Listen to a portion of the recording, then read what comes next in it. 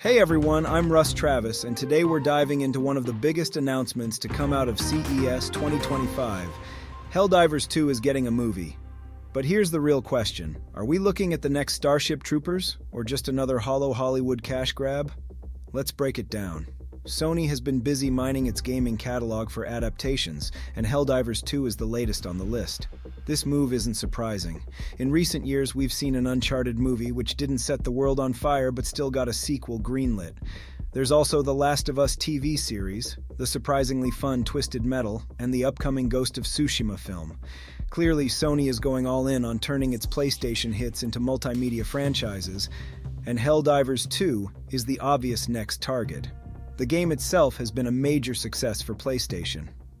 Released in 2024, it stood out in a crowded market of live service games, gaining a loyal following thanks to its chaotic, cooperative gameplay and satirical tone. But here's where things get tricky. Helldivers 2 draws heavy inspiration from the cult classic movie Starship Troopers.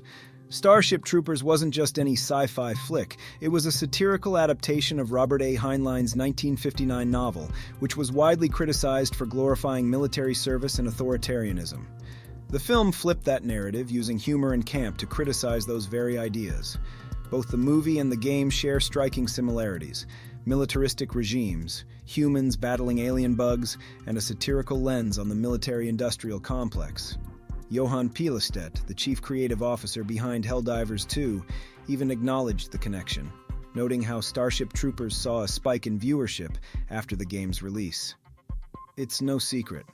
Helldivers 2 wears its influences on its sleeve. Which begs the question, what's the point of a Helldivers movie when the thematic groundwork already exists in Starship Troopers? Without a fresh angle, this adaptation risks being little more than a rehash of a movie we've already seen. It feels like Sony might be banking on the Helldivers name to sell tickets without adding anything new to the conversation. To complicate things, Starship Troopers wasn't exactly a hit when it first came out.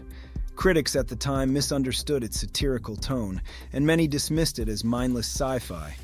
Over the years, though, it's become a cult classic, with audiences now appreciating its sharp commentary on militarism and propaganda. Could Helldivers follow in those footsteps and offer something equally impactful for today's audience? There's definitely potential. A good adaptation could explore timely themes like the ethics of resource colonization or the rise of authoritarianism. The chaotic humor and over-the-top action that define the game could translate into an entertaining spectacle. But the risk of playing it safe, relying on flashy visuals and familiar tropes without delivering substance, is real. Fans of the game might not care, though.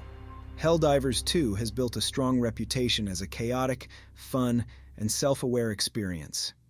If the movie can capture even a fraction of that energy, it might still find an audience.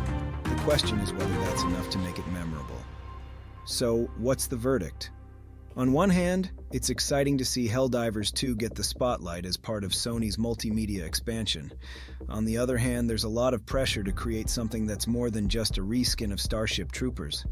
The outcome will depend on whether the filmmakers can balance their source material with a fresh, creative vision that adds real value to the story. What do you think? Is Helldivers 2 destined to break new ground, or is this just another adaptation nobody asked for? Let me know your thoughts in the comments below.